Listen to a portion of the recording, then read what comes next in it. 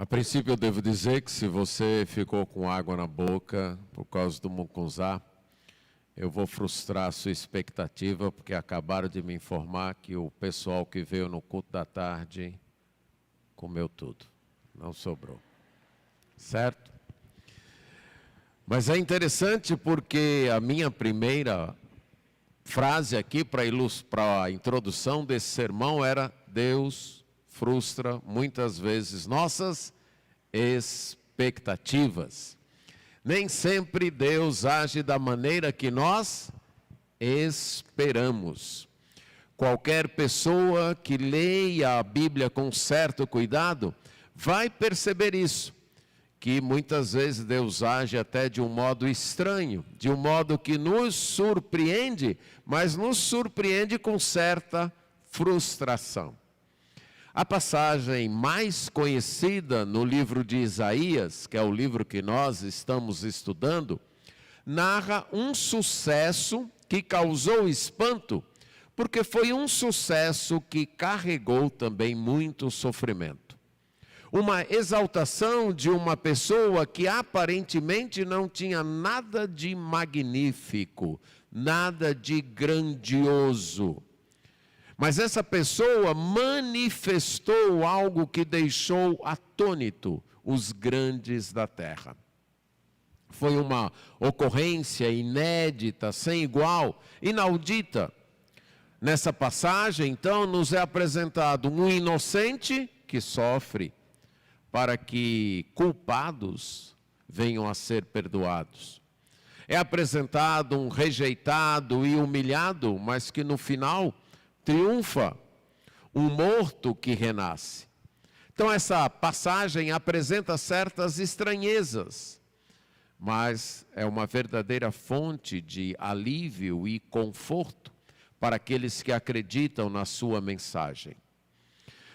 Esta passagem é do Antigo Testamento, que é uma das mais citadas no Novo Testamento. É um cântico, uma poesia, com 5 estrofes, cada estrofe com 3 versos, conforme aparece em nossas versões. E nós iremos estudá-la nos cultos, indo verso por verso. Hoje ficaremos no primeiro verso. É a passagem de Isaías 52, 13 até 53, 12. Apesar de aparecer no final de um capítulo e ser completada no outro, ela forma um poema só. Quando Isaías colocou suas profecias de forma escrita, ele não colocou estas profecias divididas em capítulos e versículos.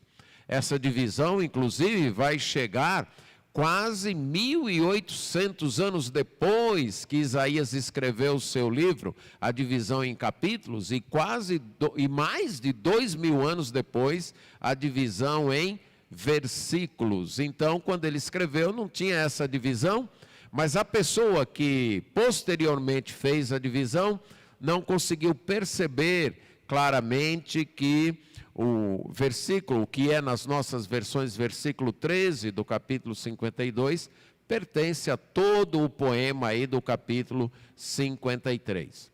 Eu estarei lendo todo o poema, mas nossa exposição hoje ficará nos versos 13, 14 e 15, que formam a primeira estrofe do poema, que diz assim: Eis que o meu servo procederá com prudência. Será exaltado e elevado, e será muito sublime. Como pasmaram muitos à vista dele, pois o seu aspecto estava tão desfigurado, mais do que o de qualquer outro, e a sua aparência mais do que a dos outros filhos dos homens. Assim, causará admiração às nações, e os reis fecharão a sua boca por causa dele, porque verão aquilo que não lhes foi anunciado, e entenderão aquilo que não tinham ouvido. Quem creu em nossa pregação? E a quem foi revelado o braço do Senhor? Porque foi subindo como um renovo diante dele, e como raiz de uma terra seca. Não tinha boa aparência, nem formosura. Olhamos para ele, mas não havia nenhuma beleza que nos agradasse. Era desprezado e o mais rejeitado entre os homens. Homem de dores e que sabe o que é padecer. E como um de quem os homens escondem o rosto, era desprezado e dele não fizemos caso. Certamente ele tomou sobre si as nossas enfermidades e as nossas dores levou sobre si. E nós o considerávamos como aflito, ferido de Deus e oprimido. Mas ele foi traspassado por causa das nossas transgressões e esmagado por causa das nossas iniquidades. O castigo que nos traz a paz estava sobre ele, e pelas suas feridas fomos sarados. Todos nós andávamos desgarrados como ovelhas. Cada um se desviava pelo seu próprio caminho, mas o Senhor fez cair sobre ele a iniquidade de todos nós. Ele foi oprimido e humilhado, mas não abriu a boca. Como cordeiro foi levado ao matadouro, e como ovelha muda diante dos seus tosqueadores, ele não abriu a boca. Pela opressão e pelo juízo ele foi levado, e de sua linhagem quem se preocupou com ela? Porque ele foi cortado da terra dos viventes, foi ferido por causa da transgressão do meu povo. Designaram-lhe a sepultura com os ímpios, mas com o rico esteve na sua morte. Embora não tivesse feito injustiça e nenhum engano fosse encontrado em sua boca.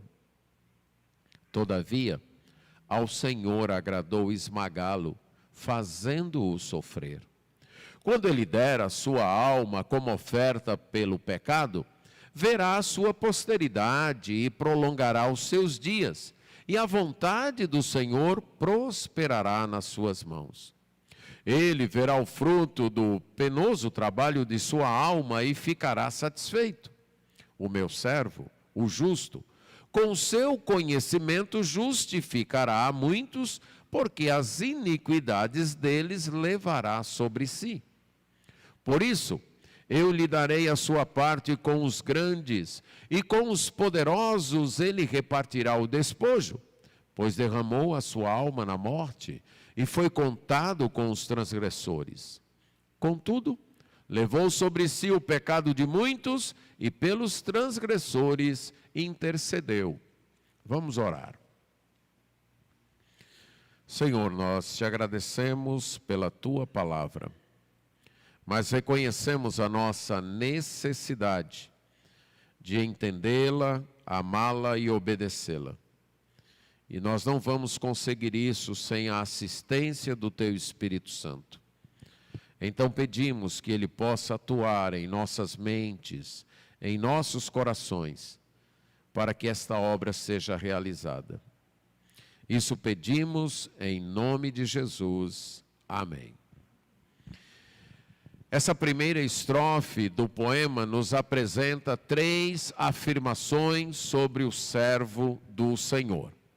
A primeira delas é que o servo do Senhor será bem-sucedido. O servo do Senhor realizará de modo bem-sucedido a obra do Senhor. Aqui é uma profecia de Isaías, só que essa profecia é dirigida a um povo que viveria 1,5 séculos depois dele, que estaria no exílio babilônico por causa dos seus pecados, e estaria desanimado, sofrendo opressão, e Isaías procura animá-los, alertando-os de que o juízo não era a palavra final para eles. Deus os restauraria. Mas esta mensagem também serviria de alento aos contemporâneos de Isaías, aos contemporâneos fiéis, porque eles sabiam que, já que a maioria do seu povo na sua época continuava desobedecendo a Deus, escolhendo confiar em qualquer outro recurso, menos em Deus, o juízo viria. Mas através dessas profecias, Isaías estava lhes dizendo: mas Deus também vai restaurar o nosso povo. O juízo não será a palavra final de Deus.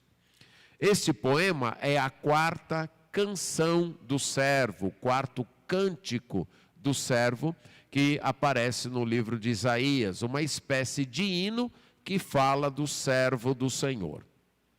O primeiro apareceu no capítulo 42, versos 1 a 9, o segundo no 49, 1 a 6, e o terceiro no capítulo 50, versos 4 a 9. Esse encerra essa parte dos cânticos, sendo o quarto e último. É um poema bem simétrico, com 5 estrofes, cada uma delas com 3 versos. Capítulo 52, 13 a 15, capítulo 53, 1 a 3, 4 a 6, 7 a 9 e 10 a 12. O primeiro e o último verso tem Deus como falante, é Deus que está falando, anunciando o seu servo. O segundo e o terceiro é o povo de Deus, o povo que recebe as bênçãos da obra do servo, que está falando, explicando, descrevendo a obra do servo. E a quarta estrofe é o profeta de Deus, falando também da obra do servo. Além desse encaixe por falantes, há também pelo assunto. A primeira e a última estrofe falam da exaltação do servo, de como o servo será bem-sucedido, de como o projeto de Deus na sua mão vai prosperar. As 3 estrofes do meio falam da humilhação do servo, do seu sofrimento, sendo que a segunda e a quarta falam de sua rejeição, descrevem sua rejeição, e a terceira, que fica no meio de todo o poema, explica a razão desse sofrimento. Por que que o servo está sofrendo? Então é como se Isaías, de modo proposital, colocasse no meio do poema, enfeixados por 2 molduras, a mensagem principal. A razão do sofrimento do servo do Senhor. Por que motivo o servo do Senhor está sofrendo? Ele liga bem o poema com várias repetições. Você percebe, por exemplo, a palavra transgressores aparece várias vezes, outras palavras ele repete, mas também através de contrastes.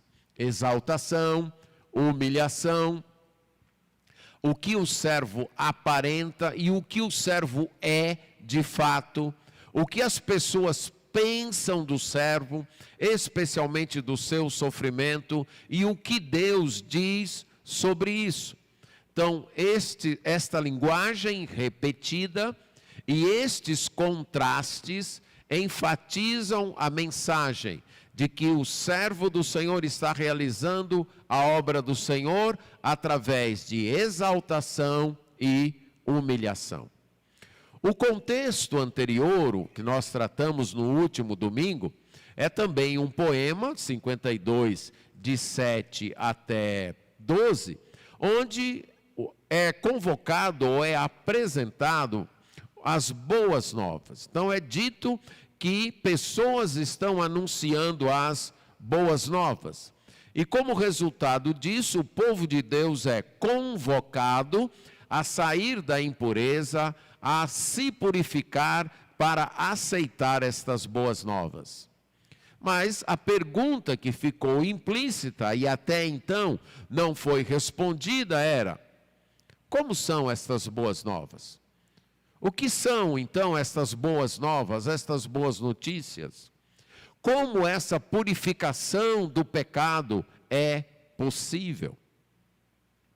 Você que tem acompanhado a exposição do livro, ou mesmo conhece o livro, percebeu que desde o capítulo 40, que forma a segunda parte das profecias de Isaías, ele vem dizendo que Deus vai restaurar o seu povo. Ele fala de uma libertação, primeiro temporal, bem perto naquela época. Deus então iria levantar alguém para tirar o seu povo do exílio na Babilônia e levar o seu povo de volta para a terra lá de Jerusalém, onde eles moravam antes. E que Deus iria restaurá-los na terra. Mas Isaías também, por meio desta profecia, desta restauração temporal, ele fala de uma restauração escatológica, de uma restauração futura, de uma restauração final, quando Deus iria renovar sua criação, renovar a terra, resgatar o seu povo de todos os extremos da terra e reinar sobre eles. Mas a pergunta que acompanha estas promessas de restauração é: como esta restauração seria possível? Como esta libertação seria possível? Como aquele povo pecador que estava no exílio por causa dos seus pecados poderia ter esta restauração realizada? Além disso, os primeiros 3 cânticos do servo apresentou a obra que o servo realizaria. No capítulo 42, onde aparece o primeiro cântico, apresentando o servo: eis aqui o meu servo a quem sustenho, o meu escolhido em quem a minha alma se agrada. E aí fala da obra que o servo realizaria. E esta obra vai aparecer como sendo estabelecendo na terra a justiça, estabelecendo na terra o que é direito, destruindo toda forma de injustiça e estabelecendo nesse mundo um mundo onde o que é verdade, o que é justo, o que é direito vai reinar. Mas aí, novamente, de forma implícita, fica a pergunta: mas como o servo vai derrotar a justiça? Ou melhor, a injustiça? Como ele vai poder estabelecer um mundo completamente justo? No capítulo 49, a segunda canção do servo, é dito então que o servo seria salvação não apenas para os judeus, ali no capítulo 49, verso 6, mas também ele iria ser salvação para os gentios, para todas as nações, até os confins da terra. E novamente a pergunta: como ele vai realizar esta missão? Como é que ele vai poder ser salvação para os judeus que haviam pecado e também para os gentios até os confins da terra que haviam pecado? E no capítulo 50, versos 4 a 9, na terceira canção, é dito então que a sua missão era trazer ânimo ao cansado e que ele sofreria por causa disso. No verso 6 do capítulo 50 é dito que ele diz: eu ofereci as costas aos que me batiam e o rosto aos que me arrancavam a barba. Não escondi o rosto dos que me afrontavam e cuspiam em mim. E a pergunta que aparece aqui é: por que que o servo teria que passar por aquele sofrimento? E agora, na última canção, Isaías vai nos dar as respostas para estas perguntas. Quando a gente consegue estudar o livro com mais detalhes, você percebe a perícia deste profeta, como ele de fato é um grande escritor, como ele foi construindo sua argumentação, sua narrativa, de forma poética, mas também com certo suspense. Para nós, talvez, não apareça assim desta maneira, porque nós já sabemos o final da história, em certo sentido. Nós já sabemos quem é o servo, a maioria de nós, pelo menos. Já sabemos como o servo realizou a obra. Mas se você imaginar os primeiros leitores ou os primeiros ouvintes vendo e ouvindo, lendo e ouvindo este livro, você talvez pudesse sentir um pouquinho da sensação, das perguntas que ele faria, sim. Mas o servo vai nos libertar como? Como ele vai resolver o problema do pecado? Por que ele vai sofrer? E Isaías então vai deixando esse suspense até chegar aqui nesse poema, nesse cântico, onde ele responde. E ele começa respondendo dizendo: o servo será bem sucedido. Primeira afirmação: eis que o meu servo procederá com prudência. A palavra aí, eis, vocês já estão cansados de me ouvir dizer, que é o que mesmo? O que ela significa? Estão tão cansados que não conseguiram responder. Tão cansados que estão. Vejam, olhem. Lembra, eis é um artifício literário, retórico, dos autores antigos, quando eles queriam que os seus leitores ou ouvintes imaginassem algo. Eles não queriam que eles apenas lessem ou ouvissem, não, mas eles querem que eles imaginem o que eles vão descrever. Então eles traziam esse eis, ou esses vejam, olhem, e aqui nós temos isso. Eis, vejam, olhem, que o meu servo procederá com prudência. É a mesma maneira como o primeiro cântico do servo, lá no capítulo 42, foi iniciado. Eis o meu servo, eis aqui o meu servo, o meu escolhido, em quem se compraz a minha alma. Mas aqui ele diz: eis que o meu servo procederá com prudência, agirá com prudência, será prudente. Essa palavra, prudente, poderia também ser traduzida agirá com sabedoria. Ela indica uma pessoa que antes de tomar uma decisão, antes de empreender algum projeto, presta muita atenção em tudo que está envolvido, em todas as implicações e consequências, de maneira que ela toma uma decisão que será bem sucedida. Então não é alguém que age sem pensar, alguém que age impetuosamente, sem tentar ver as consequências de sua decisão. Então, a princípio, esse era o significado da palavra. Alguém prudente é alguém que pensa e pensa bem, pensa corretamente antes de agir. E exatamente porque essa pessoa pensa bem e pensa corretamente antes de agir, quando ela age, o que acontece? Ela é bem sucedida. Então, depois de um certo tempo, a palavra passou a significar também ser bem sucedido. Porque alguém prudente era alguém bem sucedido. Então, vou dar 2 exemplos dessa nuance que a palavra tem. Um aparece em Josué capítulo 1, versos 7 a 9. Deus diz para Josué: olha, você deve obedecer às minhas instruções que eu dei através do meu servo Moisés, porque assim você será bem sucedido. Mas se você pegar outras versões, ela vai dizer a mesma coisa com outras palavras. Olha, você deve obedecer às instruções que eu dei ao meu servo Moisés, porque prudentemente te haverás. Você vai agir com prudência.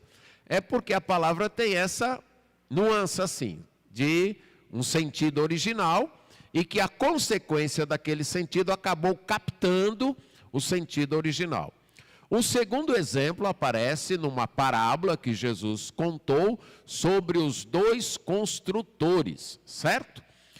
Se você foi criado desde pequeno na igreja, como você, Isabel, você lembra do corinho, não lembra? Quem mais lembra desse corinho aqui? Podia até pedir para vocês cantarem, né? Na rocha firme, tinha até o gesto, né? Na rocha firme o sábio construiu, a sua casa ele construiu. Então Jesus fala de um homem sábio, a ideia é de um homem prudente. que vai construir a sua casa. Então ele vai construir a sua casa, ele vai lá, observa o terreno, descobre até que ponto ele deve cavar para ter um chão firme, para colocar um alicerce. Ele pergunta aos vizinhos e descobre que ali chove muito, que ali tem enchente, que quando dá tempestade o vento é forte. Então ele constrói uma casa com os alicerces firmes. Ele é sábio. Ele examina, ele procura saber, ele quer uma casa que permaneça. Mas a segunda estrofe do cântico e da parábola de Jesus diz o quê? Na frouxa areia o nécio construiu, ou tolo, né? Construiu a sua casa, ele construiu. Aí é o tolo, ele quer construir uma casa. Quanto mais rápido, melhor. Então ele não observa terreno, ele não observa material, ele não quer saber se chove, se tem enchente ou se não tem, ele constrói a casa de qualquer jeito. E aí quando vem a tempestade, o que acontece? E a casa na areia tombou. Aí só entende isso aqui quem foi criado em igreja. Não é assim? Na escola dominical, para saber esses corinhos aí. Ok? Mas essa é a ideia. De que a pessoa sábia é aquela que pensa, que antes de tomar as decisões, reflete bem, e de modo que quando o homem constrói uma casa, depois dele refletir bem, ele é bem sucedido. Essa é a ideia que o profeta Isaías está transmitindo a respeito do servo. Eis que o meu servo será bem sucedido, o meu servo procederá com prudência e será bem sucedido. Uma mensagem que já havia sido declarada nos outros cânticos, 42:1, 49:2 e 3 e 57:9. E esta ideia também é reforçada pela segunda parte do verso, nesse paralelismo aí.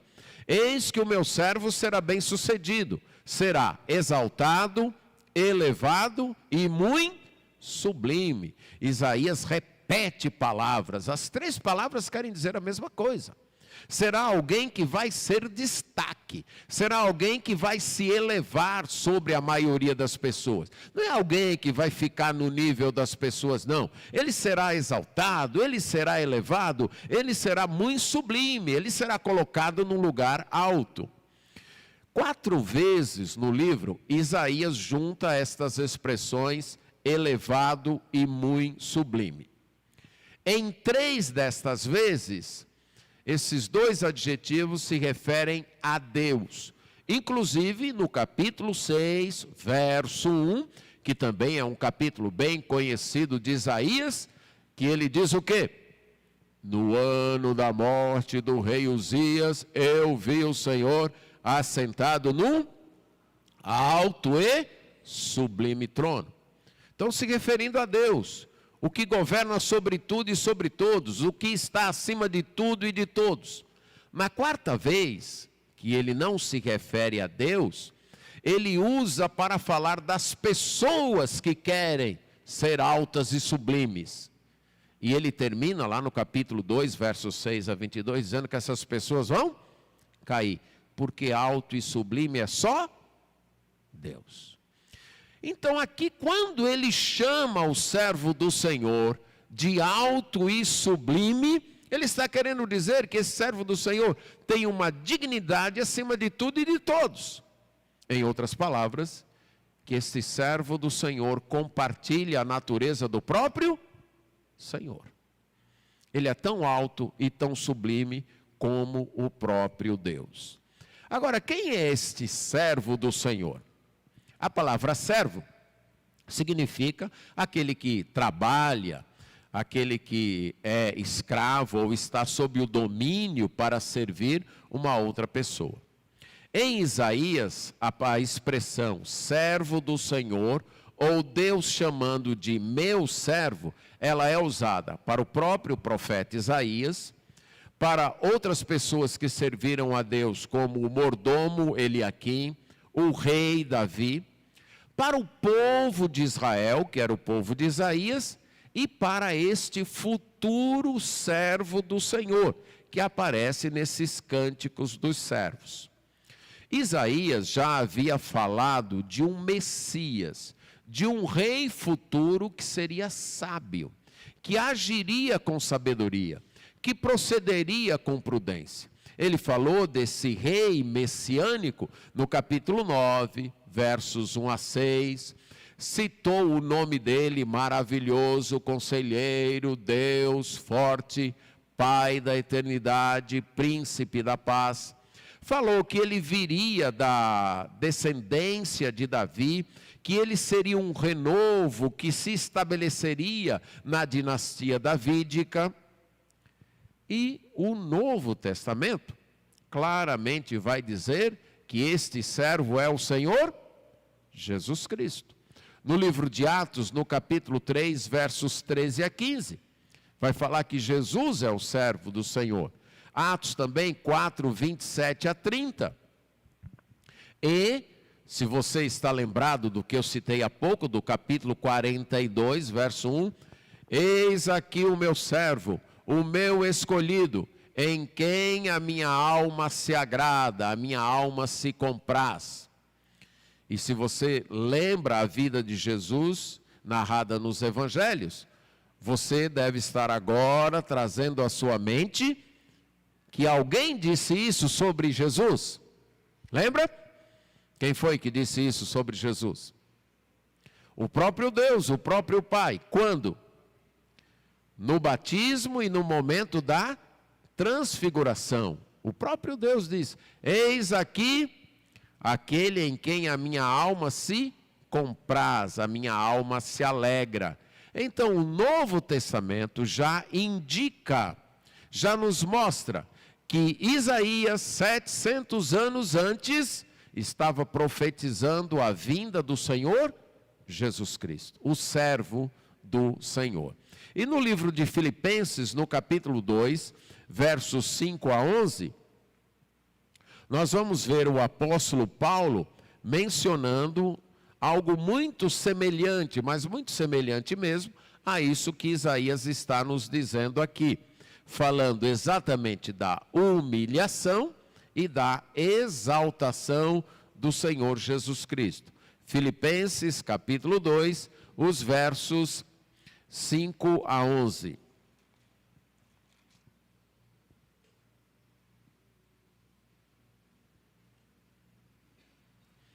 Ele diz assim: tenham entre vocês o mesmo modo de pensar de Cristo Jesus, que mesmo existindo na forma de Deus, não considerou ser igual a Deus algo que deveria ser retido a qualquer custo.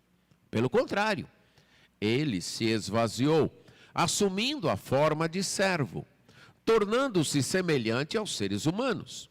E, reconhecido em figura humana, ele se humilhou, tornando-se obediente até a morte e morte de cruz. Por isso, também Deus o exaltou sobremaneira.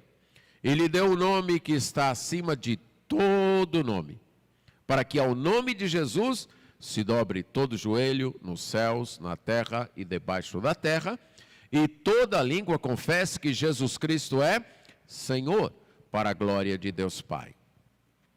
O apóstolo Paulo nos diz como Deus Filho se tornou servo, sofreu como servo, mas que ele também foi exaltado, e que um dia todos reconhecerão que ele é Senhor, todos se dobrarão diante dele. Exatamente o que Isaías está nos dizendo, que o servo do Senhor será bem-sucedido. Agora, a segunda afirmação de Isaías aqui é que o servo causará pasmo, causará horror por ter uma aparência desfigurada. Volte para Isaías, capítulo 52, agora o verso 14. Como pasmaram muitos à vista dele, pois o seu aspecto estava tão desfigurado, mais do que o de outro qualquer. e a sua aparência mais do que a dos outros filhos dos homens. O sucesso do servo viria depois de causar um certo espanto, um certo espasmo, um certo pasmo, um certo choque para as pessoas. Diz que muitos pasmaram à vista deles. A ideia da palavra pasmar é ficar horrorizado, é ficar assustado, é ficar chocado. Na maioria das vezes, a palavra transmite essa ideia de algo diante de uma desolação, como, por exemplo, a destruição de uma cidade. Lá em Ezequiel 27:35, a cidade de Tiro foi destruída, e as pessoas que passavam por aquela cidade ficavam pasmadas, horrorizadas, chocadas com o que havia acontecido. Aqui é dito que muitos iriam pasmar diante do servo do Senhor, iam ficar horrorizados diante do servo do Senhor, chocados com o servo do Senhor. Por quê?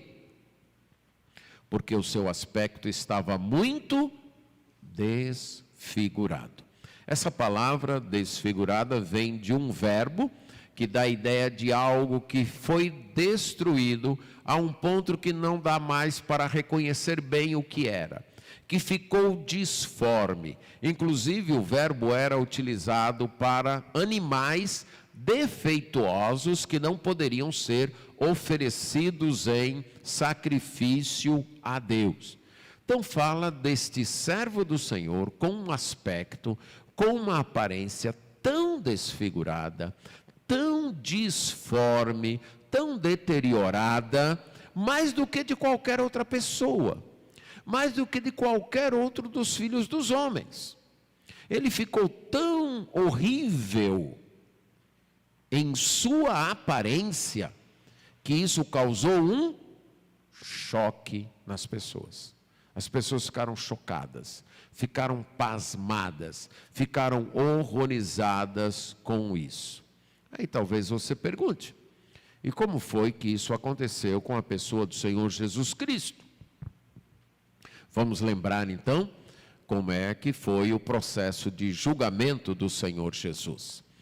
Lá em João capítulo 18, diz que ele é levado para a casa de Anás, e durante aquele julgamento, as pessoas esbofeteiam seu rosto. Então você imagina alguém recebendo vários socos no rosto, como é que fica? Eu espero que isso nunca tenha acontecido com você, mas se você já viu alguém, como é que fica? Todo inchado, né? Recebeu vários socos no rosto, ficou todo inchado. Então é dito que fizeram isso com o Senhor Jesus Cristo. Depois ele volta para a casa do outro sumo sacerdote para ser julgado, o Caifás, e aí ele recebe socos e pancadas na cabeça. Aí recebe uma coroa de espinhos que fere. Aí você imagina como é que está o rosto dessa pessoa, né? Esbofeteado já várias vezes, uma coroa cheia de espinhos, furando aqui o seu couro cabeludo, o sangue escorrendo, o rosto inchado. Era tarde da noite, ele não tinha dormido.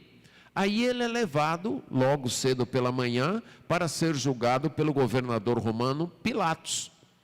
E Pilatos, apesar de reconhecer que Jesus não tinha feito nada de errado, Pilatos, para agradar os judeus, manda açoitá-lo. E como é que era esse açoite?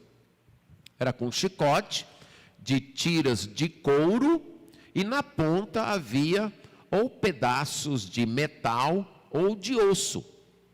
Então, imagine nas costas de alguém, recebendo várias chicotadas, desses chicotes de tiras de couro, tendo na ponta aí um pedaço de ouro ou de metal. Qual o propósito do pedaço de ouro ou metal aí na ponta do chicote? Cortar, retalhar, certo? Você imagina essa pessoa então, passou a noite acordado, já tinha passado um dia acordado, já tinha tido uma aflição emocional tão grande lá no Getsemane, que tinha suado gotas de sangue, e depois, já à tarde da noite, é socada no rosto, na cabeça, recebe pancadas, uma coroa de espinho, e logo cedo pela manhã, na sexta-feira, é chicoteada várias vezes. E depois é obrigada a carregar a parte vertical, a parte horizontal, melhor dizendo, de uma cruz. Os estudiosos dizem que o açoite pelos chicotes do Império Romano era algo tão cruel que muitos nem resistiam. Eles morriam antes de ir para a cruz, morriam ali mesmo na hora do açoite. A perda de sangue, a dor era tão grande que ali mesmo eles perdiam as forças e morriam. Mas Jesus não, ele vai caminhando, levando a cruz. As pessoas cuspiram nele, as pessoas continuaram batendo. Como você imagina que estava a aparência de Jesus? Bem desfigurada, inchada, manchada de sangue, coberta de sangue, retalhada. Era assim que estava. Mas esse foi o meio que Deus escolheu para realizar o seu propósito. Essa foi a maneira. Um sofrimento tal que deixou a aparência de Jesus como uma aparência inumana, que as pessoas não poderiam reconhecer ali um ser humano. E isso causou horror, causou espanto. As pessoas ficaram chocadas diante disso. Está aí o Messias. Lembra de algumas palavras que dirigiram a Jesus quando ele estava na cruz? Que também foi outra experiência terrível, né? Ficar dependurado, pregado pelos pulsos, pelos pés, amarrado, porque só o prego aqui não ia segurar, a carne iria rasgar e a pessoa iria cair. E o Império Romano não queria isso. A morte de cruz foi planejada não apenas para matar, foi planejada para matar devagar, matar aos pouquinhos. Algumas pessoas levavam dias para morrer, porque ela ficava ali dependurada, havia cordas amarrando o braço e as pernas, para ela não cair de vez. Ela ficava semi-apoiada, imagine você, se você não tivesse pregos mesmo, mas se alguém de castigo lhe botasse para ficar com os braços abertos, em pé esticado, quanto tempo você aguentaria? Ali ele estava dependurado, a ideia era que os órgãos internos fossem se rasgando, se descolando, pouco a pouco produzindo hemorragia interna. Para a pessoa respirar, ela tinha que fazer um esforço muito grande para puxar o ar, e toda vez que ela fazia esse esforço, aí é que doía mesmo. Só que se ela não fizesse esse esforço, ela ficava sufocada, sem ar. Então você imagina a aparência de uma pessoa nesse estado. Era terrível. Tanto é que aqueles que passavam diziam o quê? Se você é o Messias mesmo, faz o quê? Desce da cruz. Elas não conseguiam entender que aquele homem ali na cruz fosse o Messias. Porque se ele é o Messias, como é que ele aguenta, suporta essa coisa aí e não toma uma providência e não desce da cruz, certo? Mas este foi o meio escolhido por Deus. O servo do Senhor será bem sucedido, mas o caminho para o sucesso é o sofrimento, causando horror, causando um choque às pessoas. Mas o terceiro fato aí no verso 15 é que o servo do Senhor trará salvação aos povos e o respeito dos grandes. Assim, causará admiração às nações, e os reis fecharão a sua boca por causa dele, porque verão aquilo que não lhes foi anunciado e entenderão aquilo que não tinham ouvido. A expressão causar admiração literalmente, algumas versões traduziram assim, aspergirá as nações. O que é aspergir? Aspergir é você pegar um certo líquido e sacudir, certo? Borrifar nas pessoas. Quando isso acontecia no Antigo Testamento? Acontecia, na maioria das vezes, durante o sacrifício, quando alguém levava um animal para ofertar e o sangue era aparado, e então o sangue era aspergido, para indicar que aquela pessoa participava daquele sacrifício e aquele sacrifício fora feito no lugar dela. Também no dia da expiação, aquele dia anual do perdão que Deus estabeleceu lá no livro de Levítico, no qual, lá fora do tabernáculo, no altar de holocausto, eram trazidos 2 bodes. E o sumo sacerdote sorteava e tinha o bode que ia morrer. Então, o sumo sacerdote colocava sua mão sobre a cabeça daquele bode que foi sorteado para morrer.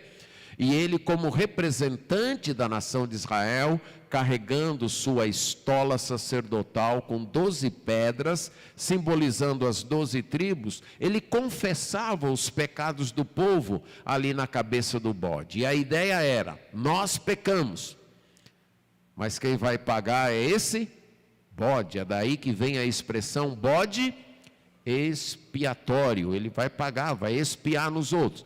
Aí o bode era morto no altar de holocausto, o sumo sacerdote aparava o sangue, saía lá de fora, caminhava todo o santo lugar, entrava no Santo dos Santos.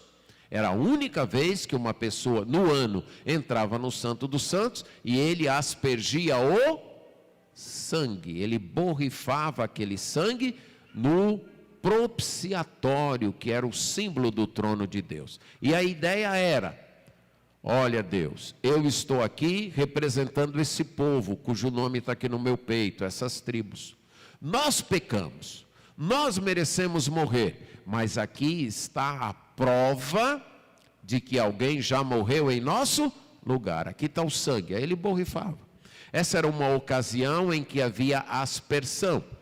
A outra é quando era para consagrar. Por exemplo, quando os sacerdotes foram consagrados, a família de Arão foi consagrada como sacerdote. Então, Moisés aspergiu sobre eles sangue, água e azeite, indicando, vocês estão colocados à parte, separados para servir a Deus.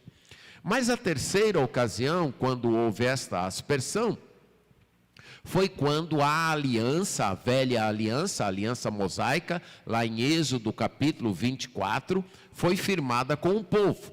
Deus deu as regras da aliança, Moisés desceu do monte, falou com o povo e o povo respondeu, tudo o que o Senhor falou, nós faremos. Então eles fizeram um pacto, animais foram mortos, parte do sangue da aliança foi aspergida sobre o povo.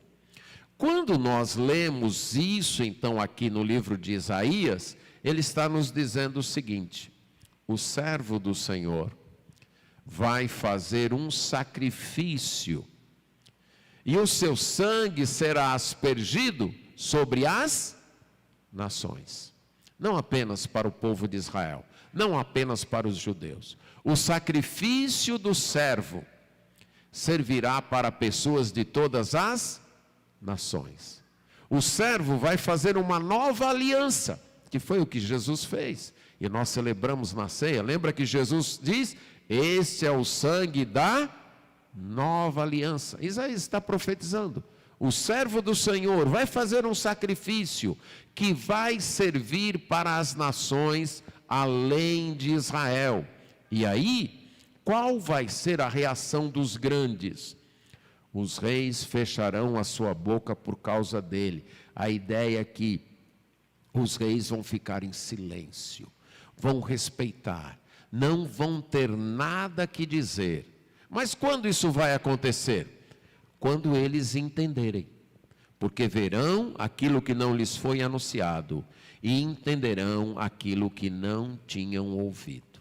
Quando eles entenderem o que significava aquilo que aconteceu com o servo do Senhor. Então eles iriam respeitar. Só consegue admirar Jesus quem de fato entende a sua obra, o significado dela. Se você vê apenas sofrimento sem significado, você nunca vai admirar Jesus. Desde o início foi assim.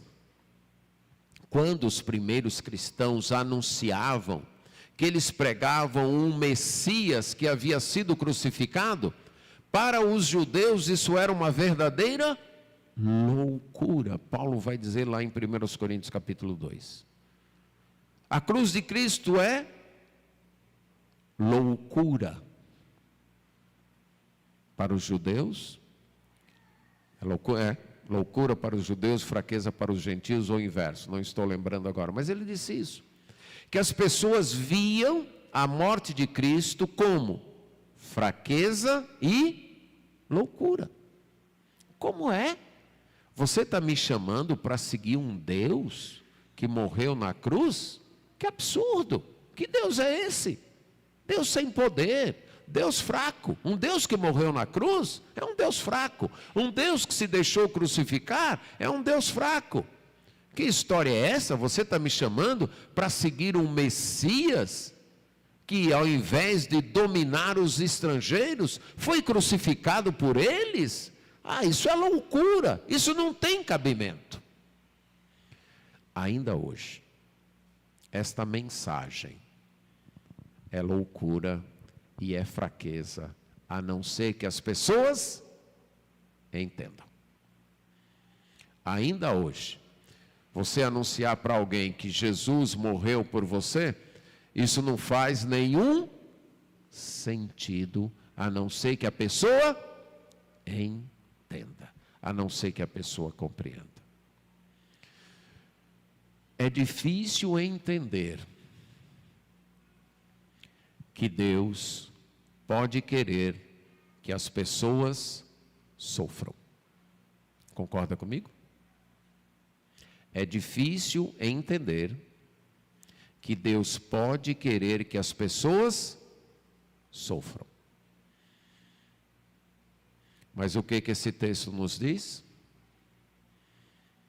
Que Ele quis que o seu filho sofresse. Ele quis que o seu filho sofresse. Boa parte das pessoas que querem seguir a Cristo hoje, querem seguir a Cristo por quê? Para não sofrer mais. Para resolver os problemas na família, resolver os problemas do casamento, resolver os problemas de saúde, resolver os problemas financeiros, resolver os problemas psíquico-emocionais. Mas você já pensou que Deus pode querer isso para alguns de nós? Ou isso não passa pela sua cabeça? Se não passa, veja o que Ele permitiu com o filho dele. E o sucesso do filho dele passou pelo sofrimento. O Evangelho fala de que num mundo marcado pelo pecado, é impossível seguir a Cristo sem sofrer. No universo, no mundo marcado pelo pecado, é impossível seguir a Cristo sem sofrer. Jesus disse: no mundo tereis aflições. Ele disse.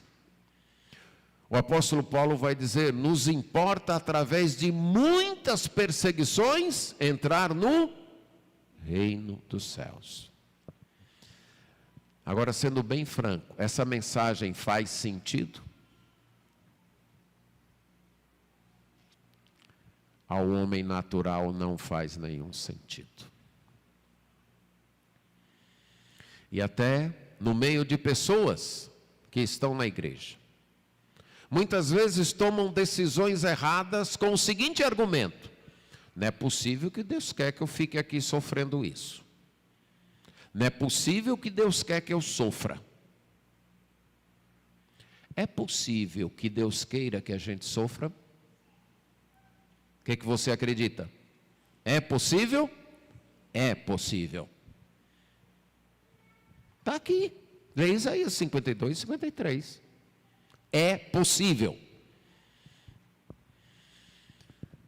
E pode ser o caminho para chegarmos ao céu. A maioria de nós não buscaria Cristo se não fosse por causa do sofrimento ou pelo medo do sofrimento. Essa é a triste verdade. Deus usa o sofrimento para nos levar ao seu sucesso, ao sucesso dele. Um dia, por causa da obra que o servo realizou, não vai ter mais sofrimento. Mas até lá, é possível que Deus permita o sofrimento na vida de seus filhos, para que eles alcancem o sucesso que Deus quer para eles. Foi isso na vida do servo. Ele, a primeira afirmação, será bem-sucedido. Segunda afirmação, mas ele vai passar por um sofrimento tal que as pessoas ficarão horrorizadas. Mas este sofrimento trará a salvação das pessoas e o respeito dos grandes, quando eles entenderem. Lembre disso. Cristianismo inclui sofrimento. Não abandone a obediência a Deus. Não abandone a obediência aos princípios da palavra de Deus para você fugir do sofrimento. Momentaneamente, pode até trazer algum alívio, mas você estará deixando de seguir o servo que sofreu para alcançar sucesso. E você então não terá sucesso. Se no plano de Deus para a sua vida, se no caminho de Deus para a sua vida, há uma certa carga de sofrimento, seja no casamento, seja na família, seja no relacionamento com os pais, seja no relacionamento com os filhos, no relacionamento com o cônjuge, seja por causa de alguma enfermidade, de alguma situação financeira, não desista de seguir a Cristo por isso, caindo no conto da sereia de que Deus é amor. Ele não quer que você sofra. Porque é possível que Ele queira. E o servo que imita o servo do Senhor irá permanecer obediente. Porque foi assim que Jesus fez. E através do seu sofrimento, Ele alcançou o sucesso. Amém.